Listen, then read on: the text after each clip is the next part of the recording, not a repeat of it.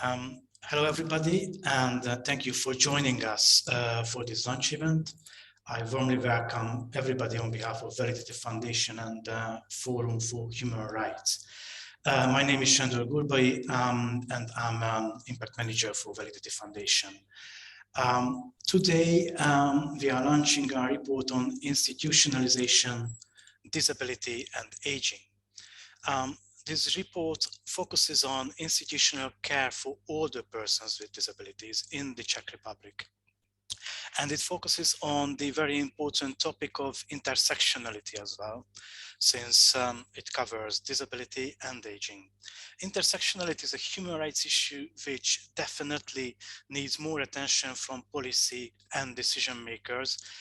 And the intersection of disability and aging plays a crucial role, especially when it comes to the institutionalization and providing persons with disabilities with and older persons with disabilities with affordable community-based services.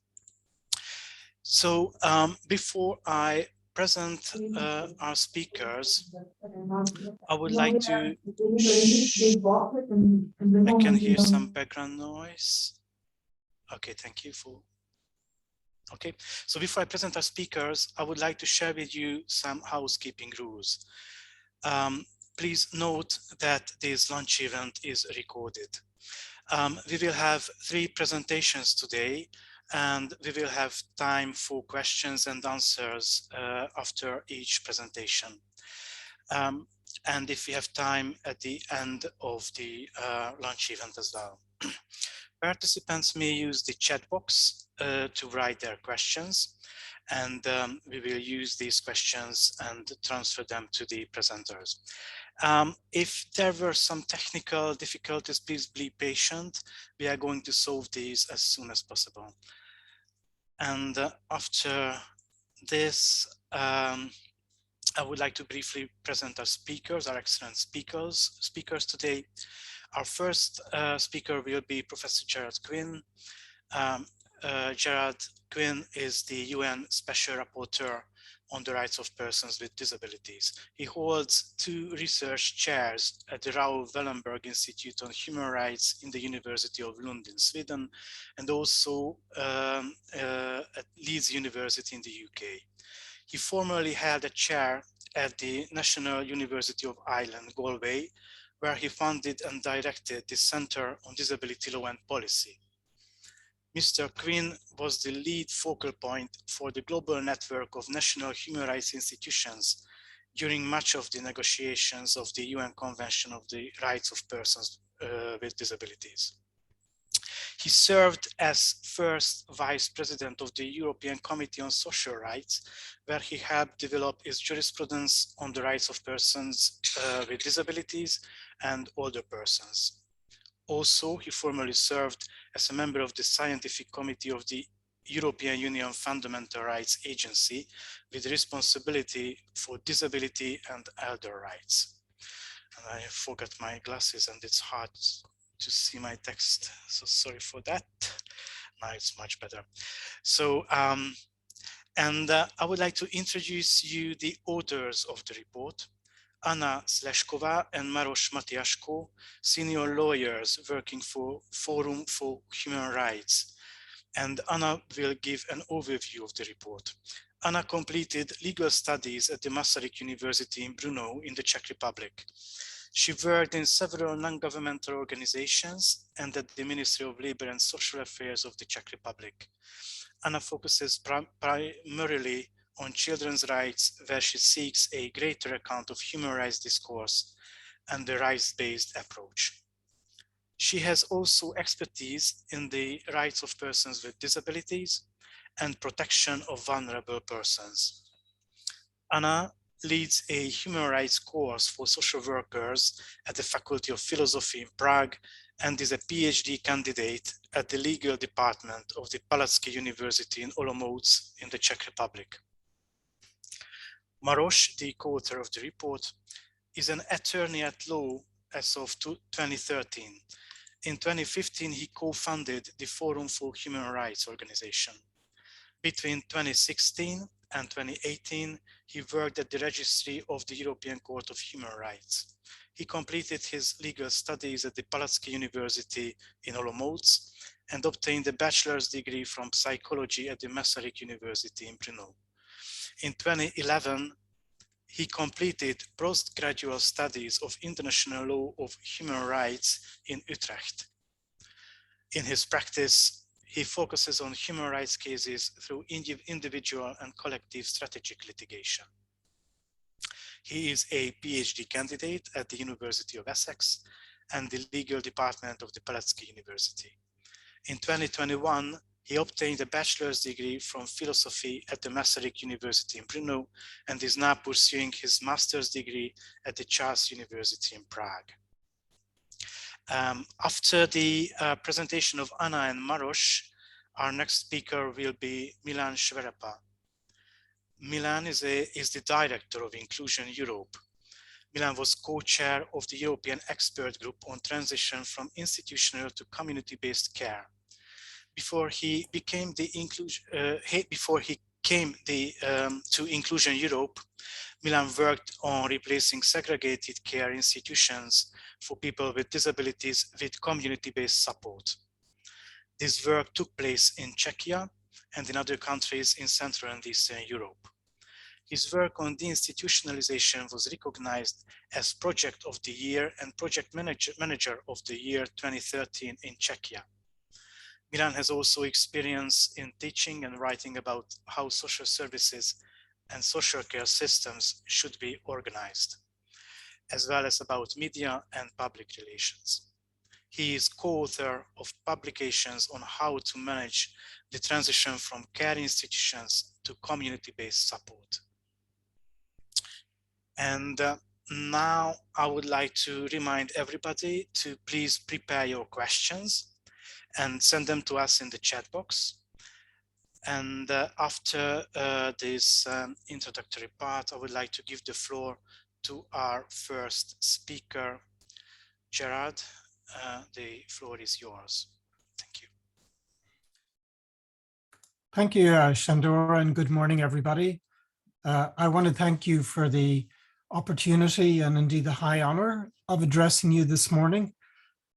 Your topic, intersectionality between persons with disabilities and old age, is, I think, of the utmost importance. It's something I've been thinking a lot about recently and doing some writing about, so I relish the opportunity to share a few thoughts and reflections with you. My first thought brings me to the past. Notice how the move to the human rights and justice-based model of disability started in the 1970s with some landmark US legislation, and then in the early 1980s with the UN Declaration and Decade of Action. Imperfect? Yes. Very slow? Yes. But the move to a completely different framing made the familiar look strange and required strong justification for practices that had long been accepted as normal. Slowly but surely, and thanks to heroic individuals like Judy Heumann, institutionalization that had up to that point appeared normal, natural, and an acceptable social policy response to human difference became problematical, suspect, and in need of reversal. So now, at least at the level of ideas, everyone sees the institutionalization of persons with disabilities as a wrong to be righted. I don't need to tell you that systems hate to go into reversal and will resist change for as long as possible. Change is very complex, but it does happen, and it's usually down to the strength and cogency of the shift of ideas. One can't rely on ideas alone to bring about change. They're not enough. Well, we've had this shift of ideas in the disability field. You might say the UN Disability Treaty is the latest adventure of the broad equality ideal at the global level. Many who've heard me before speak will not be surprised when you hear me say that underneath the equality ideal in the UN Treaty lurks an even more powerful idea, that of personhood. That's why, to me at least, Articles 12 and 19 of the UN Disability Treaty are foundational. They go to the very object and purpose of the treaty: your right to be yourself and your right to be yourself in the world alongside everybody else. What a powerful combination. An insistent focus on the person and using the equality ideal to break down barriers and create a more inclusive world. At the end of the day, it's all about human difference and how it is acknowledged and celebrated, and not used as an occasion to isolate or segregate or treat separately. My second thought is that it seems to me we're still waiting for that change, even at the level of ideas in the context of old age. We're getting there. The appointment of a UN special expert on the human rights of older persons is a huge advance. The more recent publication by the UN Office of the High Commission on a study by Andrew Burns does a lot to substantiate the human rights model of older age. Interesting and very positive developments within regional mechanisms like the European Social Charter also point in the right direction. Progress is very slow in moving toward a thematic treaty on the rights of older persons, something I support very much. But the very existence of that process is galvanizing civil society throughout the world, just like the novel US legislation in the US in the 1970s woke up the global community to the justice framing of disability. Many of the arguments against a treaty on the rights of older persons we are entirely familiar with in the disability sphere. This is just about social welfare. You should be glad for what you have. This is all about protection. We can do protection better. This is all about acknowledging your own reality and facing your own problems, which is the subtle problematization of the older person. This is all about the adequacy of welfare provisions. Wait for economic conditions to improve. Your growing limitations are your problem. You do not need to be accommodated as a person. Very familiar, and we all know in the disability sphere, very wrong. To me, two flashpoints, two major points of intersection are autonomy and community living. And just a few brief points on community living. You don't cease to be a person upon the onset of old age. If old age hastens a decline in capacity for activities of daily living, and there's no automatic link between the two, then is it really an answer to compound that loss and segregate the person? If there is a natural decline of social capital in your life, then really, do we have to compound that loss by making it total within an institution? The answer to me to all of the above is clearly no, in the context of persons with disabilities. Is there any difference in principle with older persons? I don't think so. It seems to me that the institutionalization of older persons comes from a particular model of economic development from maybe the 1940s, 1950s, one that dovetailed with a medical model of old age and also coincided with a decline in extended family networks, placing enormous burdens on usually female carers. Those days are gone, or rather that model has had its day. And to the human rights arguments against institutionalization of older persons is now added a huge public health exigency. We cannot tolerate their needless exposure to disease in congregated settings. My final thought is that it really is time for a new policy imagination on old age. The evolution of thinking on disability is a model of sorts. We used to say disability complicates life, but does not ruin lives. We need to say the same about older persons and then place the spotlight where it deserves to be, not on the problematization of the person, but on the acceptability and adequacy of social arrangements that limit their choices and compound their segregation and isolation. The false binary between young workers and older persons is just that, to me, a false binary. To me, seeking community living arrangements for persons with disabilities and older persons is part of the same common struggle to respect human difference, which is one reason I'm so very happy to be with you this morning at this launch event. Thank you so much, Sandor, and back to you. Thank you so much, Gerard. I would encourage everybody to, if you have questions, please send us in the chat box. We can allocate some time for Q&A at the end of the lunch event as well, so we can collect some questions from the chat box during the lunch event. But for now, Gerard, thank you for your a really excellent presentation, and we agree with you that it seems to us that the progress when it comes to the adoption of a new UN Treaty on the Rights of Older Persons is quite slow, but at the same time, and of course, institutionalization of older persons and persons with disabilities is really a crucial problem in the field of human rights.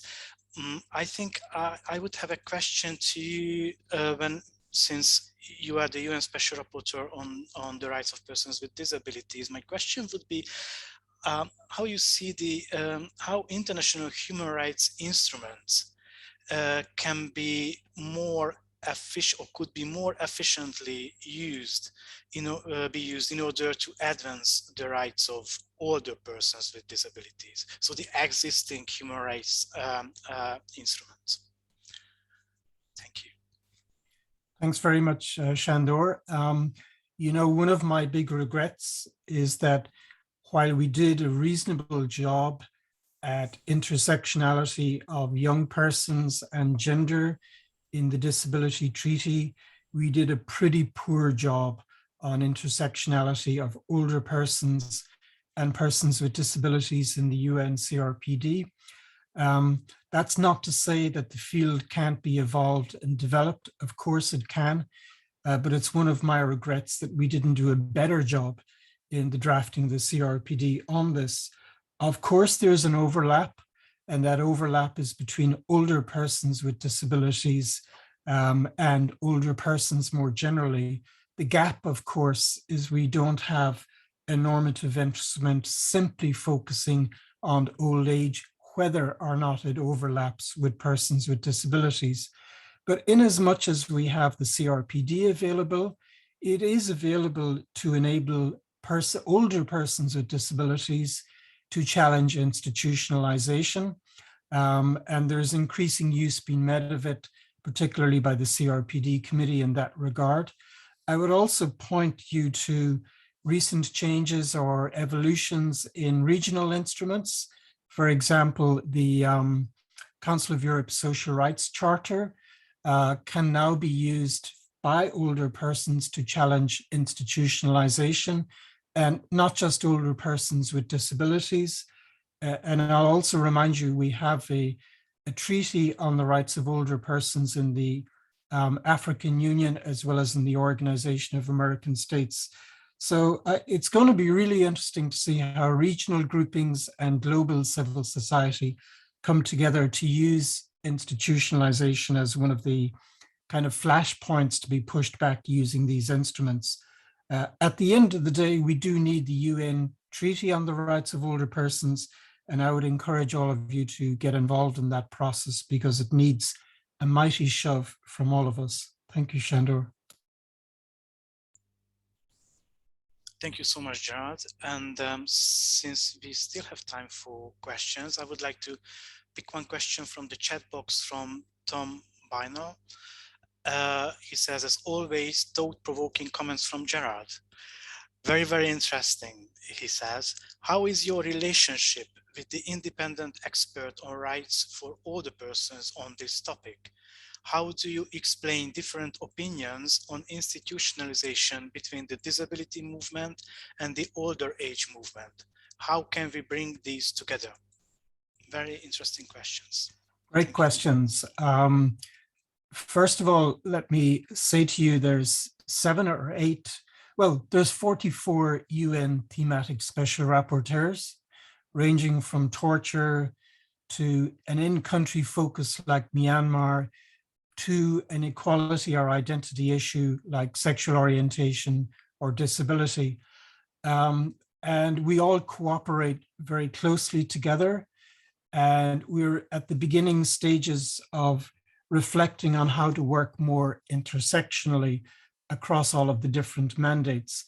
And I have to say that the mandate I work the most closely with is the UN Special Expert on the Rights of Older Persons. It seems to me the field is very rapidly changing. And one of the reasons why it is changing is that COVID has brought to light deep-seated inequalities that were, for some strange reason or another, tolerated up to now.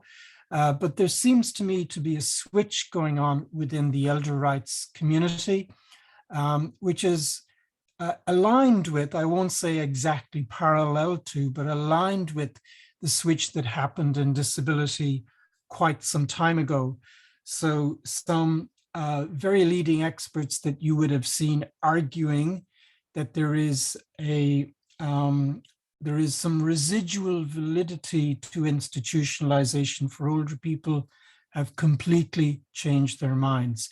So there's a new space opening up, and I think a possibility for a very fruitful exchange between the disability community and the elder rights community. So I'd be quite optimistic down the road.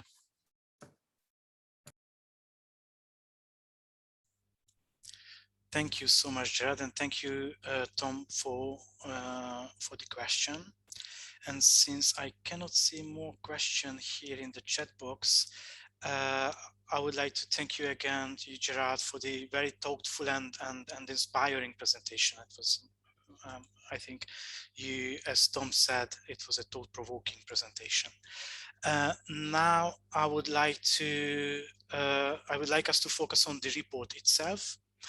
And I would like to give the floor to the authors of the report, especially Anna, to present the report. Anna, the floor is yours. Thank you. Many thanks, Shani, for the floor. Good morning to everyone. I have a PowerPoint presentation, so I will try to share my screen, and I hope you will see it. And just a second, I will start my presentation. Oh, I hope you see it. I would like to shortly introduce the results of our research.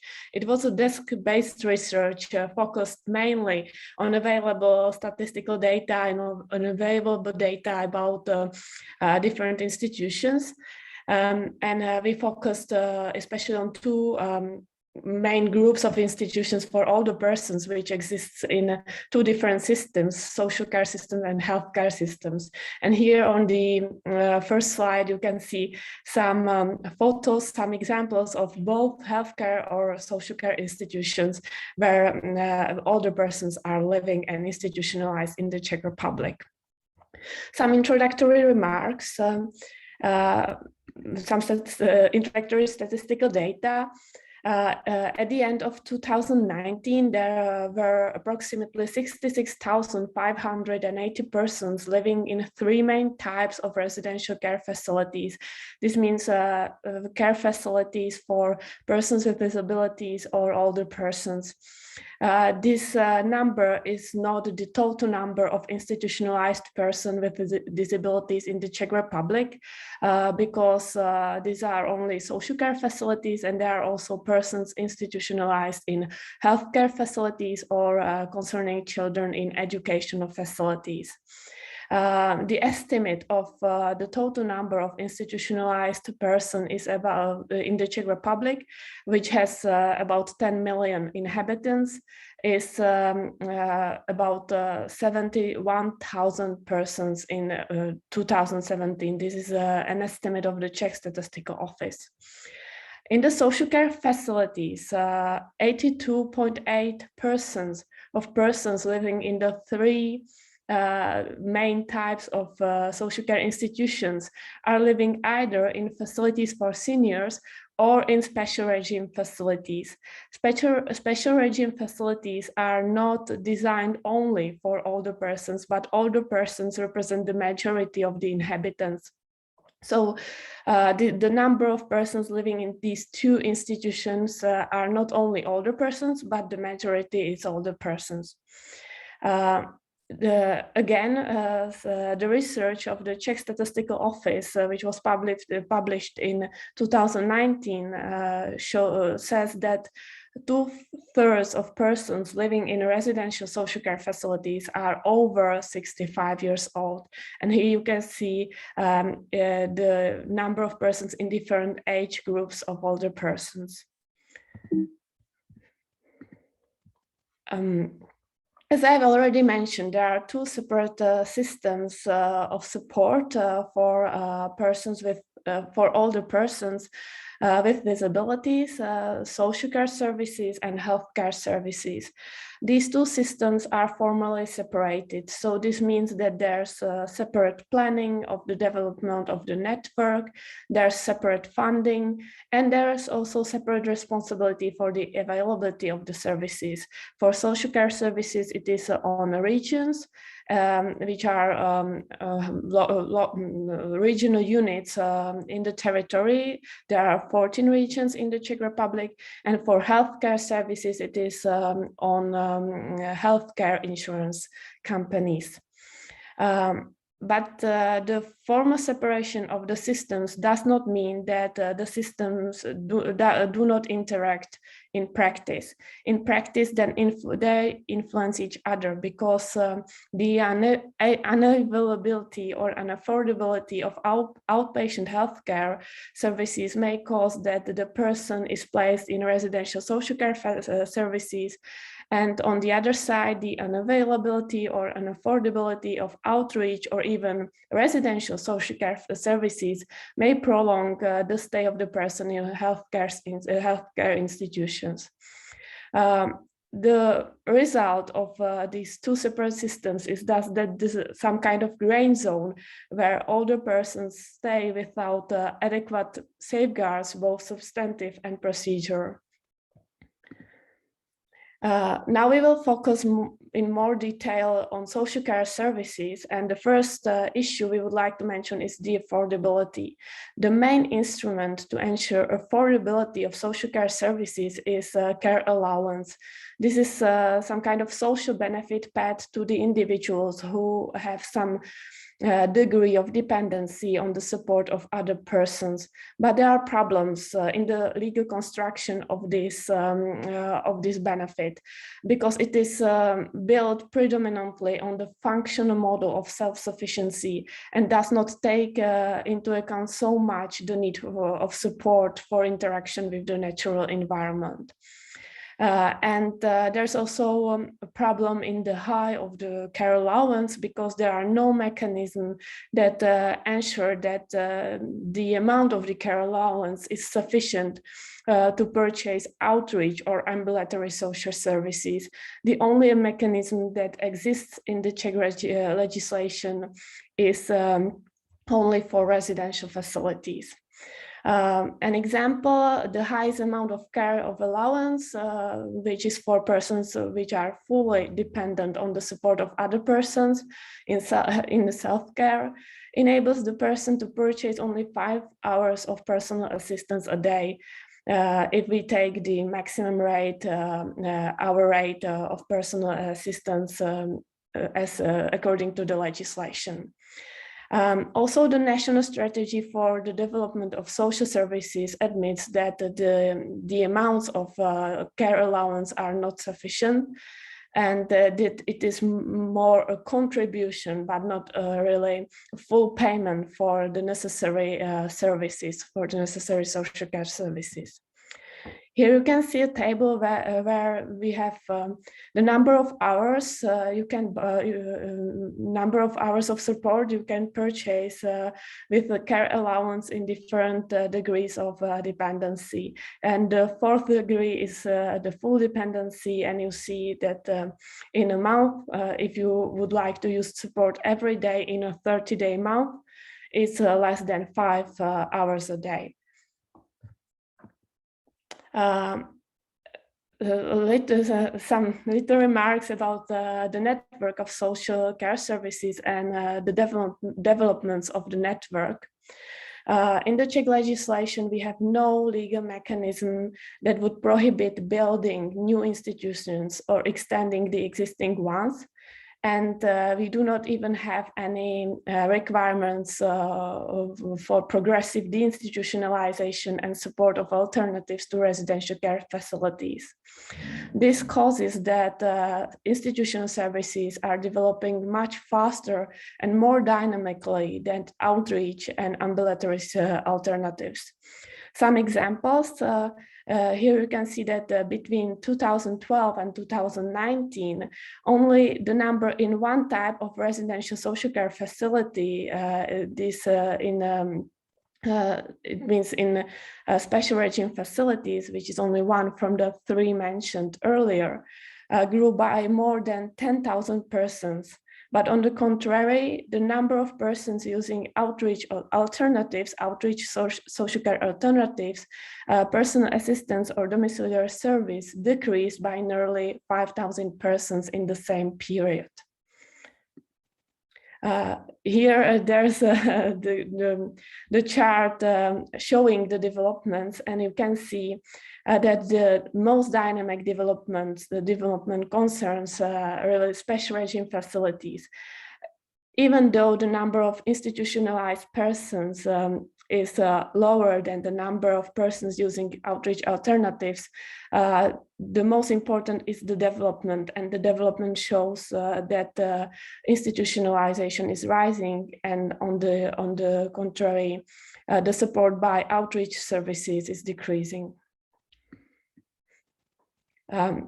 And some final remarks about the funding of social care services. There have been some important developments, important increase of fund allocations to outreach social care services.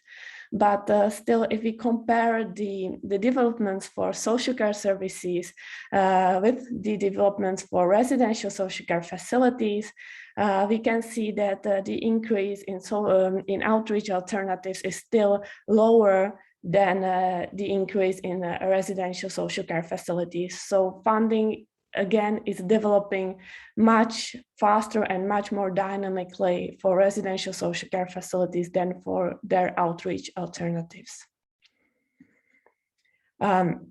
Again, table showing the numbers.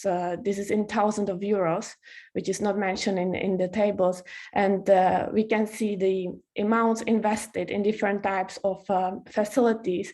I should mention that we should not compare exactly the amount of finances allocated for residential facilities and the amount of finances allocated for outreach alternatives, because in the Czech statistics, the amount for residential social care facilities is only about the public institutions maintained by the state, regions, or municipal localities. But for outreach alternatives, this is the amount spent by all the providers. It means also by private providers. So if we compared the amount from public funds invested in outreach alternatives, it would be even lower than in this table. And compared to the residential social care facilities. It was not the final remark. Should be the final remark about social care facilities, how they look like these days. Here you can see the average capacity of the three main types of social care facilities according to the maintainer. And you can see also the total average. And the capacity shows that the majority of these facilities are really big institutions. We tried to count the institutions according to their capacity. There may be some mistakes because we had to go through the public register and see each provider and each facility one by one, and we tried to when in one area there were more facilities, we tried to make a sum of the number of clients living in the same area. But you can see that for instance nearly 1/3 of all the facilities accommodate more than 100 persons. And some examples from practice, we have 3 examples with photos. This is a facility for seniors in Olomouc. It is at the outskirts of Olomouc, which is a regional city. This capacity accommodates more than 300 persons. It is 368 persons in the total. 334 beds are in the facility for seniors, and there are another 34 clients in sheltered housing. Another example from South region, South Moravian region. This is a facility for 381 clients, and you can also see the spatial segregation of the facility, which is hardly to reach from the center. And the final example, this is in the North Moravian region, and it is a facility for 395 clients. Some remarks about the healthcare services, and we would start with affordability as for social care services. In general, I would mention that concerning data on healthcare services, these are much poorer in the Czech Republic, and it is much harder to see the reality from the statistical data, but still there are some data we can compare, we can study. Concerning affordability, affordability is a problem, especially for home care as an outpatient service, because it may be covered by the public health insurance, but only if it is recommended either by the person's general practitioner, the physician responsible for the care of the person during her hospitalization, or by a specialist in case of terminally ill persons in need of palliative care. But we should not put together home care and palliative care because it may be slightly different. This means that the person is fully dependent on the expert opinion if she will get the home care paid by the public insurance or not. According to Czech home care providers, the extent of home care covered by public insurance usually does not exceed 3 hours a day, which may be very little for some persons. And if not recommended, the rate for home care is not regulated. Concerning the number of persons institutionalized, older persons institutionalized in healthcare facilities, this is very difficult to know because there were some changes in statistical documents, and today we can hardly see what number of persons are older persons in the need of long-term care, and what number are, I don't know, patients needing aftercare after some kind of accident. But we have still data for 2017, and in 2017 there were 35 facilities, hospitals for the long-term sick, with an average capacity about 100 persons. Concerning home care, we can see in different analyses that the number of providers is increasing, is rising, but the number of persons using home care is decreasing. And this is strange because the whole population is aging, and also an analysis by Institute for Social Policy and Research explains this development, this decrease, by the fact that the need for home care is massively compensated by residential health care. And how the healthcare facilities look like. Another 3 examples of our healthcare facilities. This is a department for aftercare, including long-term care of the Moto University Hospital with a capacity of 381 beds. Another example is this healthcare institution in Olomouc region, in Central Moravia region, which accommodates approximately 328 persons. All these persons are not older persons because there are many different healthcare departments in this facility, but many of them are older persons in the need of the long-term care. And again, you can see very clear spatial segregation of the whole facility. It is in the woods and hardly accessible from the nearest towns by public transport. And there are also no services. And originally, this was a sanitarium for persons suffering from tuberculosis. And the last example, this is a hospital for the long-term sick in Pardubice region in central Bohemia. And this hospital is specialized on older persons, and it has 222 beds. 105 beds are healthcare beds and 17 beds are social care beds. So this is a combination of social care facility and healthcare facility in one building. And you can see the room, which is typically hospital room. Concerning national policies, we should mention that the national policies focusing on deinstitutionalization focus on younger persons with intellectual or psychosocial disabilities. The national strategy for the development of social care services explicitly mentions that the need of deinstitutionalization should not be understood as some kind of process including older persons, but says that for older persons, we also should plan new capacities for community-based services instead of big institutions. But still, the accent is that the group of older persons should not be understood as the target group of the institutionalization.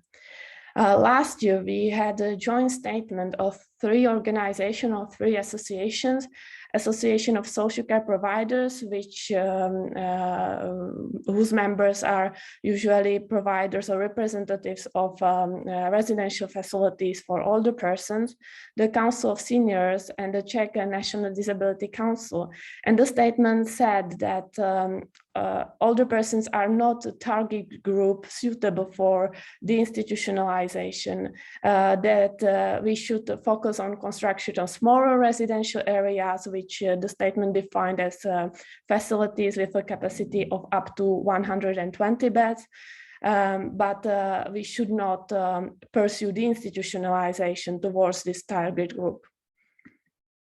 And the latest developments, the current developments in the Czech Republic are very sad, because it is true that the deinstitutionalization efforts stopped even for younger persons with disabilities. And Czech government still continues to support the construction of additional residential capacities for older persons with new calls and new investments. And last week, the Chamber of Deputies approved an amendment to the Social Care Services Act, which makes much easier for the providers to institutionalize persons with disabilities in the same place from the very young age until the old age. So this is a short presentation of our report, and I would like to thank you for your attention, and I give the floor back to Shani.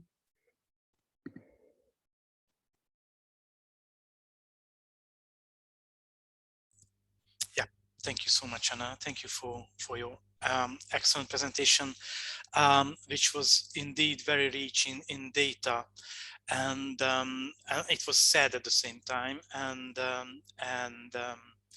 you really gave an excellent overview of the situation of older persons including older persons with disabilities in institutions in the Czech Republic.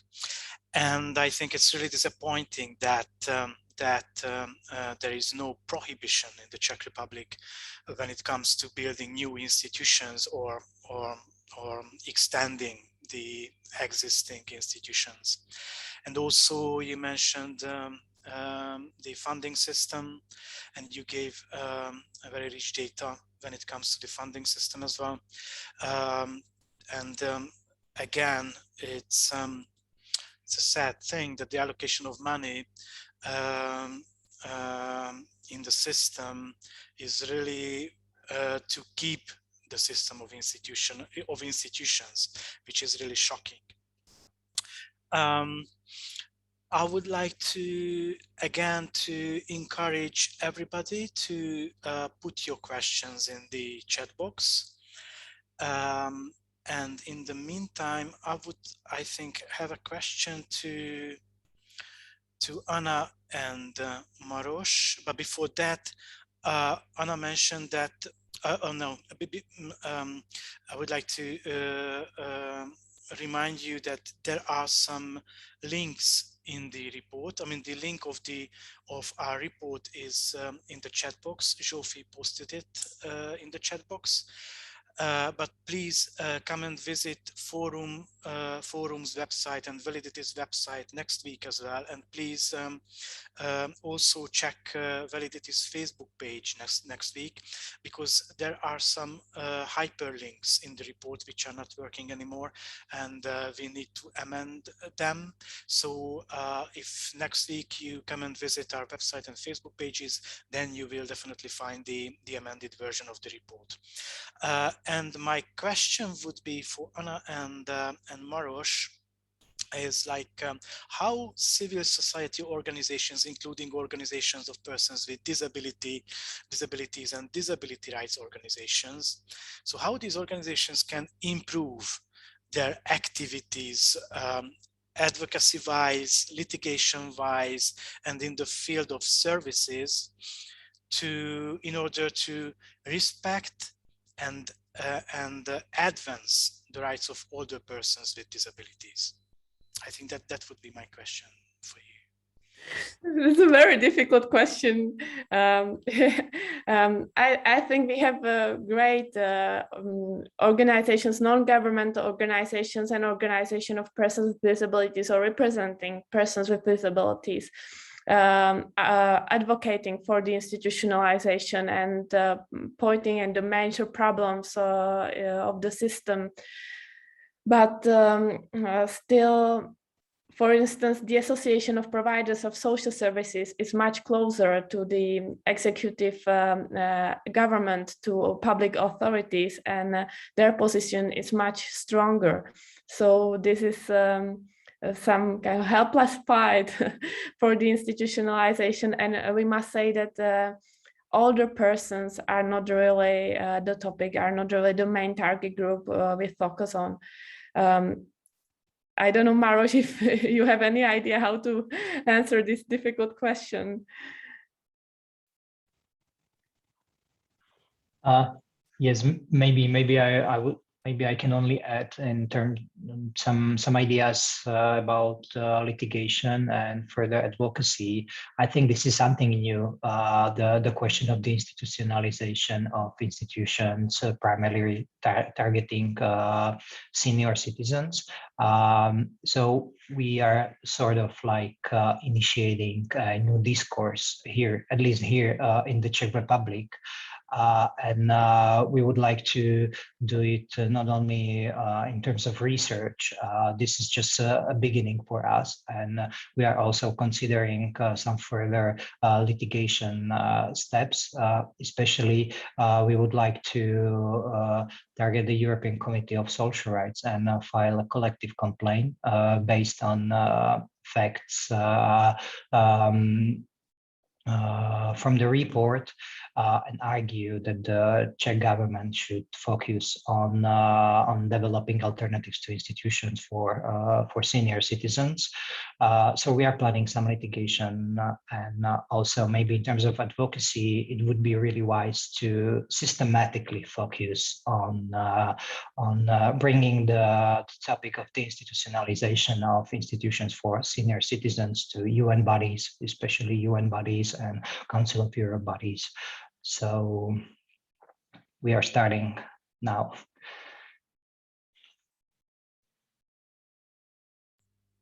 Thank you so much for your answer. It seems to me that the question was not really difficult. But we have another question from the chat box. I just should go there. Yeah, another question. How is the public discourse about deinstitutionalization in the Czech Republic, and what are the arguments for stopping deinstitutionalization? I would say there are no arguments, because in fact there was no explicit stopping of the whole process, but the whole process somehow silently fell silent. There should be, according to for instance, the National Strategy for the Development of Social Services, there should have been a transition plan from institutions to community-based alternatives, especially outreach and ambulatory ones. But the transition plan has never been adopted. We worked on it. I know that it was being prepared when I worked at the Ministry of Labour and Social Affairs. I participated in the process, but it has been never adopted. And this is also with the strategy. The strategy exists, although it does not target older persons. Concerning other target groups of the institutionalization, it is it is formulated quite well, not perfectly, but there are some important points, but it is not really implemented. And concerning the public discourse, I would say it's but it's only my personal view. I think it's still the same. There are some groups advocating for deinstitutionalization, and they are really making great effort and try to support or promote this deinstitutionalization discourse. And on the other side, there are groups advocating for residential facilities and lobbying for the development and extension of these facilities. So yeah, it's a very difficult situation to describe, and yeah, not easy to understand even for me.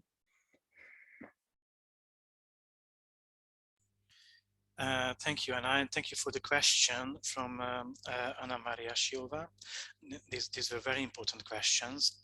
And the next question from the checkbox is, was there any data or information on how EU money was used in Czechia regarding the institutionalization? Was it used at all? This is a very important question, of course, when it comes to EU funding. Mm-hmm. I must say we did not focus on this in our report, but I think there would be data on this. I would say that any DI effort that ever take place in the Czech Republic was supported by EU funds and EU money, but that does not mean that EU money are not used also for building residential facilities. This happens also not only for older persons, but for children, for instance. So I do not have a precise answer to this question because we did not focus on it in the research, but yeah, I think this is very interesting aspect of the whole thing, and it is worth concentrating on it. Thank you, Anna. Maros, would you like to come in regarding this question? Yes, sure. Thank you, and thank you, Tom, for this specific question. As Anna said, we didn't focus on it, but still, we were like slightly mapping the distribution of resources in terms of whether they were allocated to building or reconstructing institutions. And at least we have information from the Ministry of Social Affairs, like for their website, that they were actually using, or they have been using EU money to construct or reconstruct institutions for older persons or senior citizens. So it seems that EU money have been used for construction or reconstruction of institutions in the Czech Republic, especially for older persons. And it's really something worth looking much deeper into. Yeah.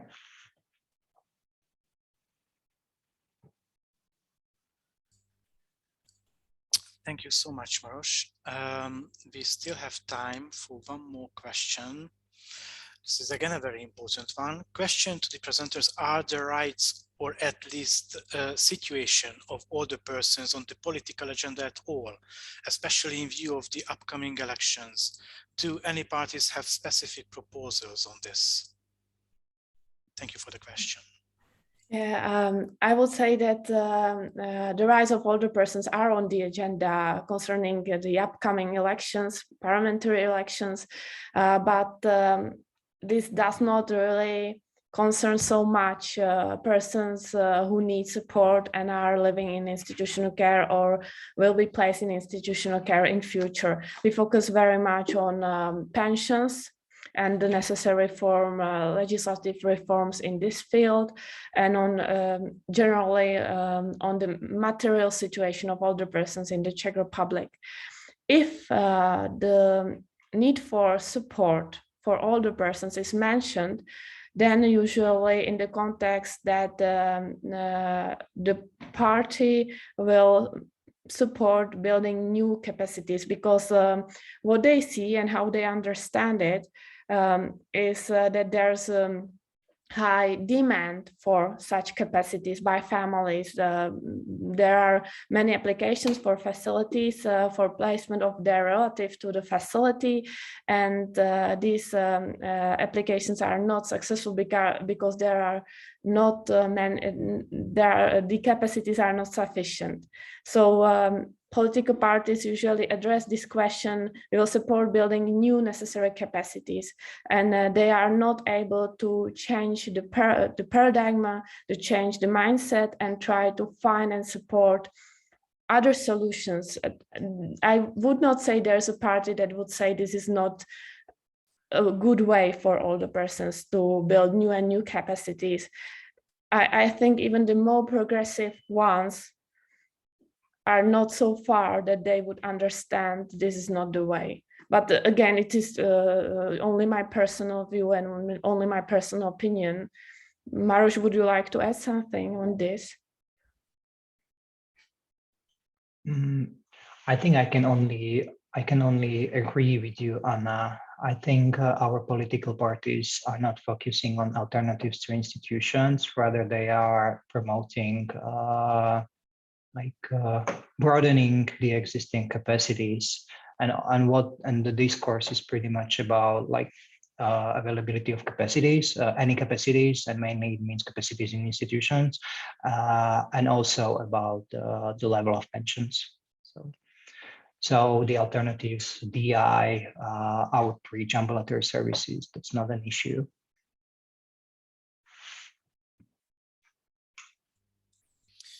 Okay, thank you so much again for the excellent presentation and for the very good questions and answers. That was really very interesting. And now I would like to give the floor to our next speaker. Milan, we are very happy that you accepted to be on the panel. So Milan, the floor is yours. Good morning. Good morning, everyone. Thank you for the invitation. Dobré ráno účastníkům z Česka. I will, before I get to my prepared remarks, maybe just quickly add to some of the questions that were just raised about especially the political and expert discourse in Czechia pre-election and more broadly. I think that hopefully my later remarks will contribute to some answers to that as well. But to follow directly on what was said, just maybe a little clarification on those numbers of the lack of residential capacity in Czechia. That's a big sort of myth in the system.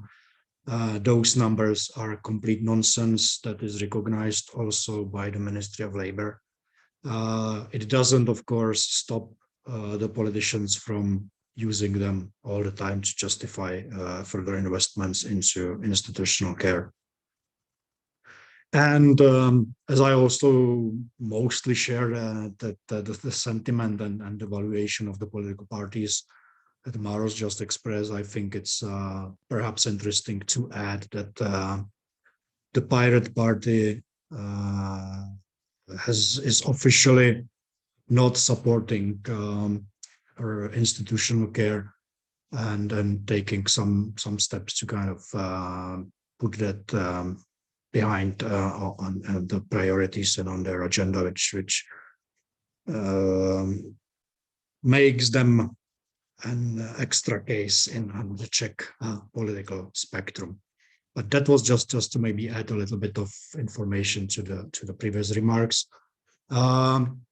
Now, I guess my appearance here today is based on my occasional conference and mass media rumblings about this situation in Czechia. So thank you for the invitation.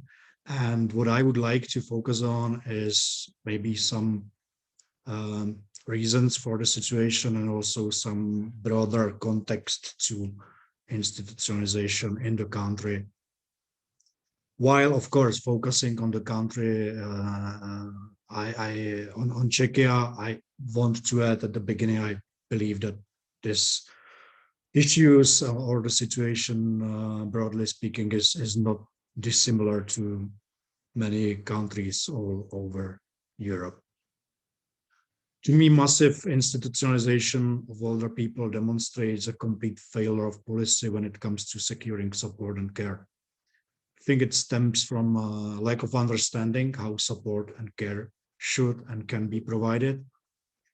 And it is based on extremely discriminatory reduction of older people to being subject of care, being a burden, a problem to be solved and to be dealt with.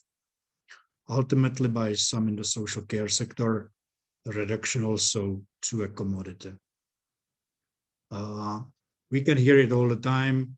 and not only in Czechia that is on the agenda today, but also on the European level. We hear all the time about dangers of aging population, the problems of care, the crisis of social care. Aging population and old people are portrayed as a threat to our societies. Who will work for their pensions and who will pay for all the social care that will need to be provided?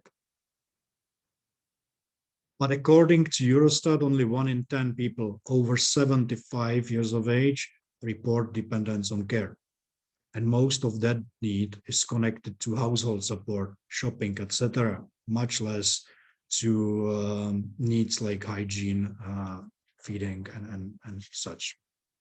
But still, old people get portrayed like a care-intensive monolith.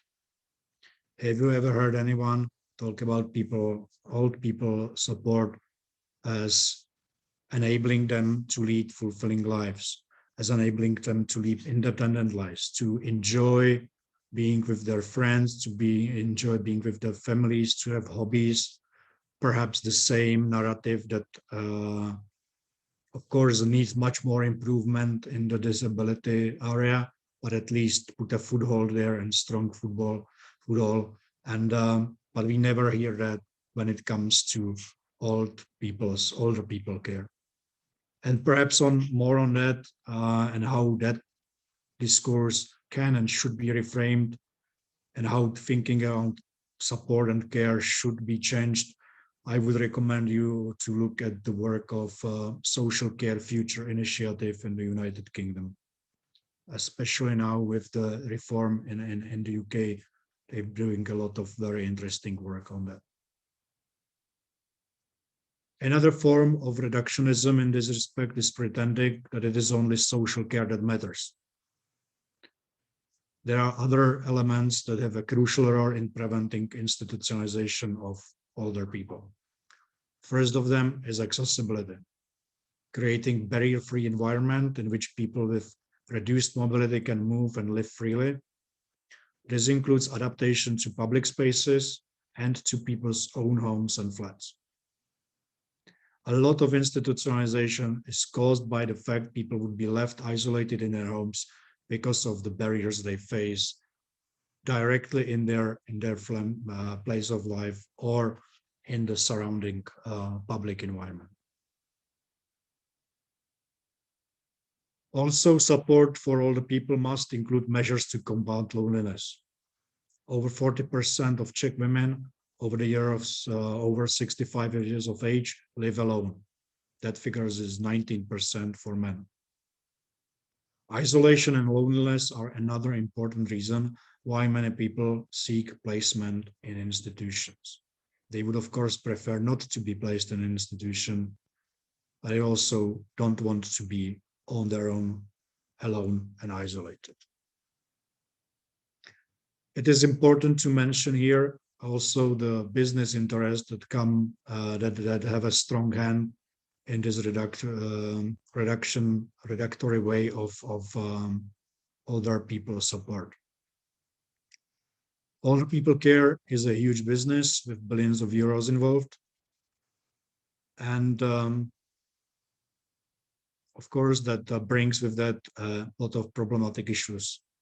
Perhaps it would be interesting for you to have a look at recent work by Investigate Europe that wrote several articles from different countries about care providers and how they pocket profits while residents and staff are left in very questionable conditions. And one more aspect I would like to mention is the complete disregard for evidence in how social care policy for older people is being developed and organized.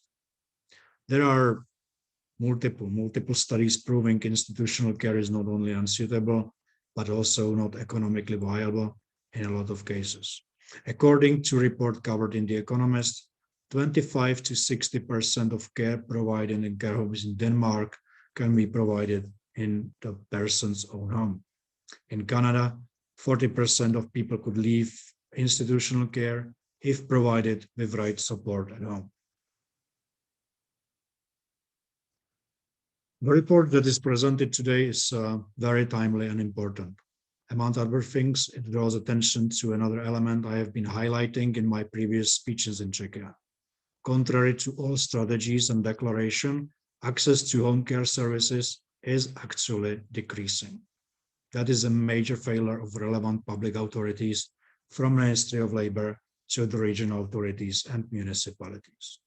But you would barely hear about it. The news, and what is worse, the policy discourse, is filled with completely nonsensical numbers about how many new beds in institutions are needed. While some countries at least took note of the dramatic unsuitability of institutional care brutally exposed by COVID pandemic, Czechia continues as if nothing happened. Death pits and death traps are just some of the terms nursing home were described with during the pandemic. I'll challenge you to find similar reflections in Czech social policy discussions. Of course, all these issues are underlined by a complete disregard to the human rights, needs, and wishes of older people. The policies basically function on the premise people stop being people once they reach a certain age. The report presented today is therefore very important and timely. Thank you.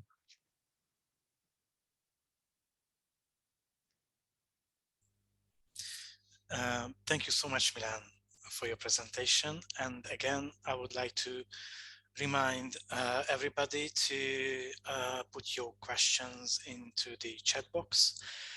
And we have time to answer your questions.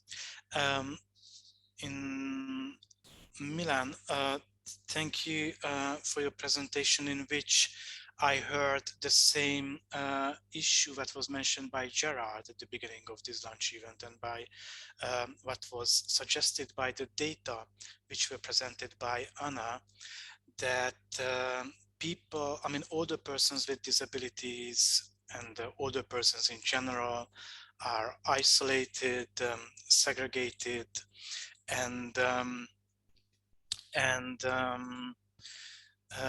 in many cases, there are no other options available for them.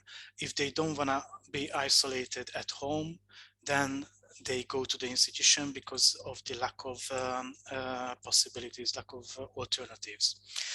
And I also heard from your presentation that that older persons' care is a huge business, and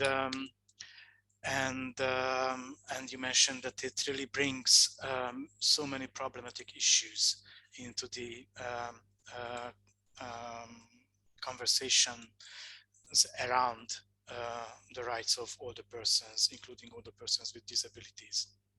You also mentioned, and I like that so much, you mentioned it very briefly, that research shows that institutional care is economically not viable. And I think, and you also mentioned the pandemic, that there wasn't any real response when it comes to the rights of older persons in the Czech Republic.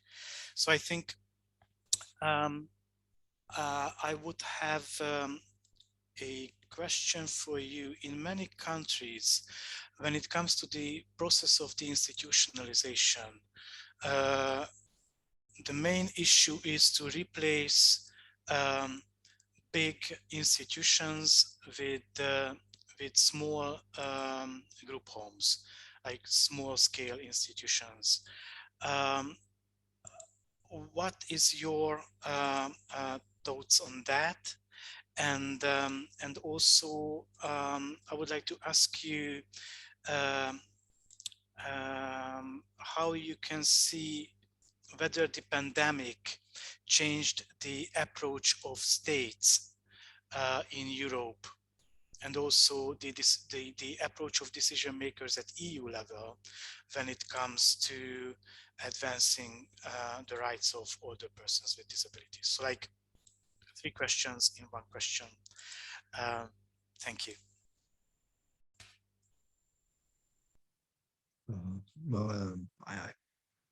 Yes, I gathered the last one about the pandemic impact on this thinking.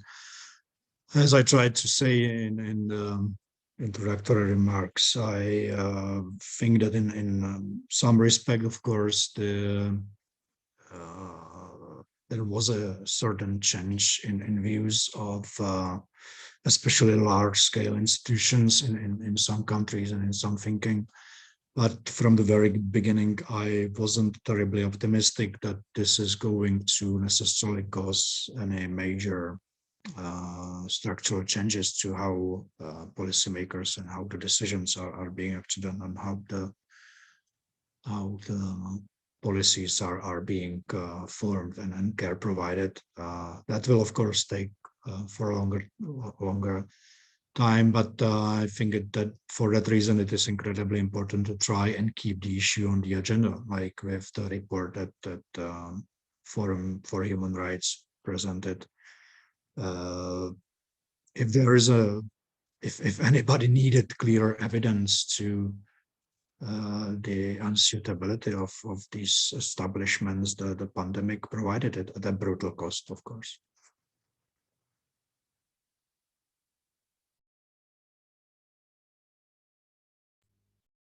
Thank you so much, Milan. And we have a question from the chat box. Czechia's circumstance in this is the same as Japan's. Many Japanese, including experts, think that older persons and persons with severe disabilities, especially persons with intellectual disabilities, should go to institutions. Do Czech people think so too?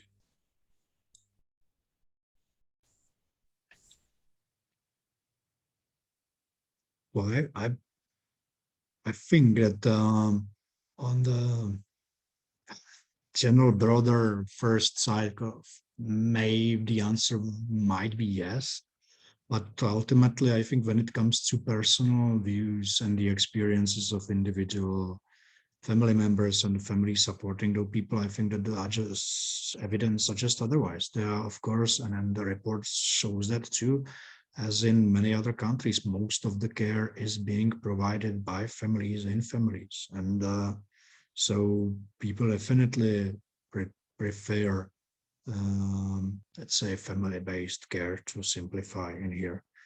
And I strongly believe that the decisions to apply and for a place in an institution or to try and get a relative go into institutions is based on the very strong lack of other support. As you could see, the report shows to me that one of the most alarming facts of social policy in Czechia is the home care services accessibility, availability is actually decreasing. It's been a priority for as long as I can remember in my professional life.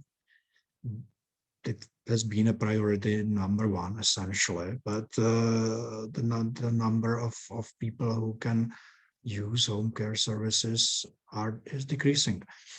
So that of course puts the people and their families into a very tough situation, and that in turn I think informs some of their choices and views. But as I said at the beginning, I think that of course people want to stay with their relatives, families in their own homes, and the families prefer that choice too. Thank you so much, Milan. I think I would have a final question to you, and if anybody want to ask questions to Milan, just put those in the chat box. We still have time for Milan to answer them. So, like, I would like to ask you, Milan, that how you see that this specific report or these kinds of reports, so do you think that they can have an influence on decision makers at EU level? You are coming from Inclusion Europe, a European level umbrella organization. Do you think that presenting research data in this detail, and having a very well written report like this, so how this can have an influence on EU level decision makers, how you can use it when you are advocating at EU level. Oh, well, I think, as I said, it's very timely, and it's one of the ways to maybe keep the discussion and the recognition of the unsuitability of this kind of establishments on the agenda. It also is very important in the sense that there is a great lack of actual, reliable, useful, easy to understand data on many issues. So that of course is very important. Having said that, of course, I think it is important to keep in mind that the European Union has limited powers when it comes to social care. Most of those powers lie with the member states, and also most of the funding comes from the member states. So that's not to take anyone's responsibility away, just to maybe shift the focus here a little bit. I think that the biggest value I personally would see of such reports at the national level, changing the narrative and enforcing, to, if nothing else, forcing the relevant authorities to deal with these facts and reports and opinions, because otherwise, as I've said before, it's mostly one undisturbed stream of we need more institutions narrative. Thank you, Milan. I think Forum and also Validity will definitely want to use this report at the national level, I mean, Czechia, and also perhaps it will inspire like other civil society organizations, disability rights organizations, or organizations of persons with disabilities to conduct similar research in their countries and come up with similar type of reports. I think it can be I'm sure it can be a good advocacy tool, and also I'm sure we can use this report when it comes to litigation as well, in order to achieve important changes, definitely at national level, but perhaps at regional level as well. So thank you so much, Milan, for your presentation, and also for your that you answered these questions. And now we arrived at the closing part of the lunch event, and I would like to ask Stephen Allen, who is the co-executive director of Validity Foundation, to please take the floor, Stephen, and share with us your thoughts. Thank you. Shani, thank you very much, and good morning to all of you, dear colleagues. I'm very happy to be joining you today. But I want to say, first of all, on behalf of the Validity Foundation, I really want to acknowledge and recognize the leadership of Forum for Human Rights in getting this crucial matter on the agenda. Particularly, I want to welcome and acknowledge the incredibly careful research undertaken by both Anna Slezkova, who spoke earlier, and Maros Matiasko. What they have done here is use classic tools of human rights documentation and research to highlight a previously neglected and poorly understood modern human rights challenge. Indeed, many of the themes that have come out of this piece of research show us that we are deeply failing in our social policy responses to aging populations in the Czech Republic, as well as more widely across Europe. This is a contemporary social policy challenge, but it is also one of the most widespread human rights challenges facing our populations. And I think what the work of Forum for Human Rights shows us is the crucial importance of adopting intersectional approaches in our research, looking carefully at what the real situation is of people who experience multiple forms of discrimination, who are silenced and most hidden. Indeed, I know from my own experience, and I'm British, of course, that older people are often neglected by our service providers and in our communities. Rarely do we hear their voices themselves. And I think, as Milan has spoken about, and also Gerard, they're often absent from debates about how we need to restructure our communities and how we can genuinely ensure protection for dignity, autonomy, and human rights as people age. So I think this report deserves a very careful read, not just by those of us that are advocacy organizations or in the Council of Europe, but by public policymakers as well. Indeed, I was struck when Anna mentioned that we don't really know the numbers of older persons with disabilities who are kept in all sorts of institutional settings. They're invisible in the data. Their voices are invisible or rendered silenced in the media, and they're simply not present. I hope that this report will begin to open up that dialogue that many of the speakers have spoken about today. There is a very urgent need, it seems to me, for us to apply our learning in the disability rights field to open up the debate and include older persons